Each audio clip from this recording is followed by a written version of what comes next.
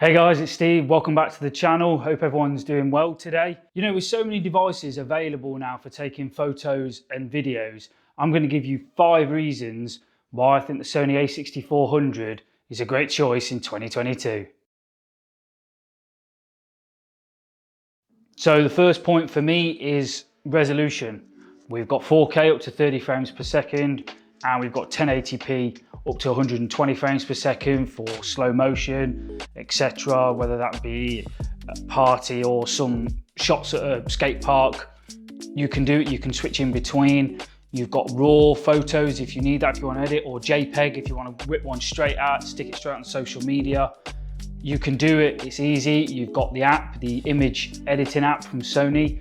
So you can take the file straight off the camera, straight to your phone, upload them straight away. So there's some convenience there, which is great. So the second point for me would be the a6400 has a 180-degree flip up screen. So for anything like vlogging, or like now I'm using the camera to film this, I can see myself, I can see them in frame, I can see them in focus. It's just easy without having to purchase an external monitor. You've got that. And also it's good because if you're taking photos, etc., and you're low to the ground, the screen does articulate when it's down. So you can angle it slightly down. So you've not got to like try and crease and try and look at the screen. You can move it to where you want it. So that's a great feature. So the third point for me, if you're just starting out, this may not be relevant, but on the a6400, we now have picture profiles. So you can shoot in like I am now, which is picture profile 7, which is S-Log2, or I used to shoot on picture profile 10, I think it was, which is HLG2. So these profiles allow you to get higher dynamic range. So when in post, you can color grade and just make that footage look a little bit more crispy. Like for me, I take this S-Log2 footage, when I put it in DaVinci Resolve 17 Studio, which is what I use to edit, I put a LUT on it, which is S-Log2 to Rec 709, sorry. And then from there, I add another custom LUT just to finish it off. And for me, I think that's really good, really easy, and it's something to have. You may not use it when you first start, as I've said, but as you develop and grow and start using the camera more and more of the features, to have that on there is good because it just levels up, in my opinion, your videos. The fourth point for me is the microphone input jack. So not all, I think the cameras previous to this in the a6000 lineup didn't have a mic input.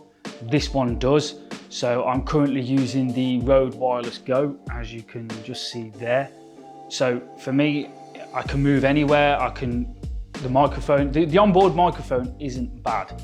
It's not the worst, but if you're outside in a busy area or you want higher quality audio, you're gonna need a mic. So we do have the gold shoe on top, so you can input a mic that way, but I haven't put this on there or anything, or a microphone like that, because I didn't want to block the flip up screen.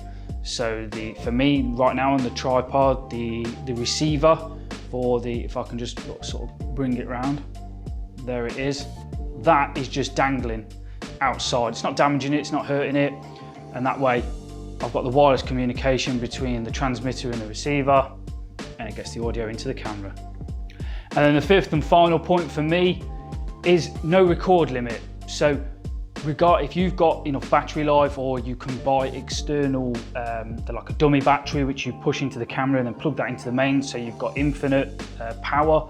The only limiting factor then is going to be either if the heat warning kicks in and turns the camera off, which I haven't found on this, although I do live in the UK, so it doesn't get hot for that to happen. But the only limiting factor will be the size of your SD card to record the footage. So if you're doing a video podcast and you're sat there for an hour, perfect. As long as you've got the capacity on your SD card and you've got sufficient battery power, you're going to be great. I know, say for example, the a6500 couldn't do that. It had a record limit, I think, of 29 or 30 minutes. This doesn't have a record limit. So as long as you've got those variables I mentioned in place, you're good to go.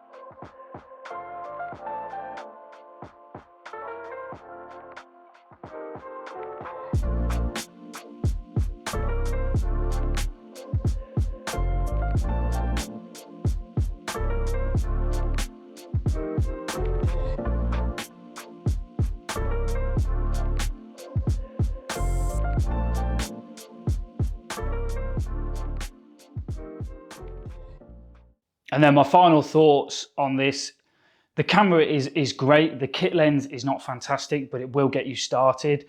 But then we have the excellent Sigma Trio, so the 16mm, the 30mm and the 56mm, all f1.4, sorry. Fantastic lenses, super sharp, great autofocus.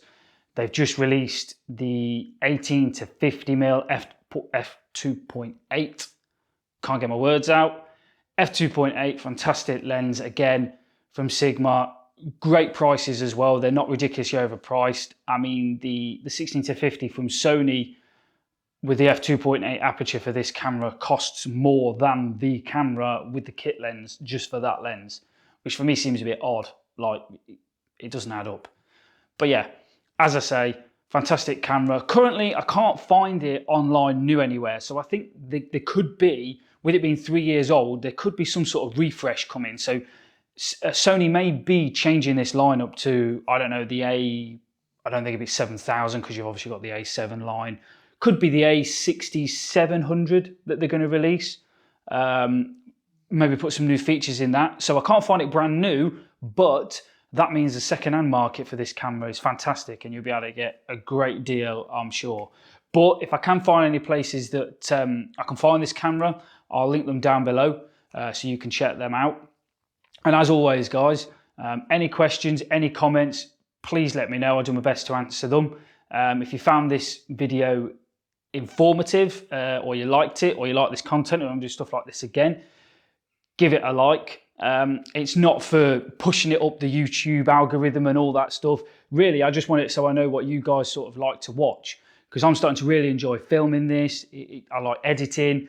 It's really good. It's becoming a great hobby, but I only want to create stuff really that you guys want to watch. So if you like it, give me a thumbs up. I know the sort of stuff you're after. And also subscribe to the channel, so that way when I post a new video, you'll be the first to know. And with that, guys, I hope you have a great day and I'll catch you in the next one.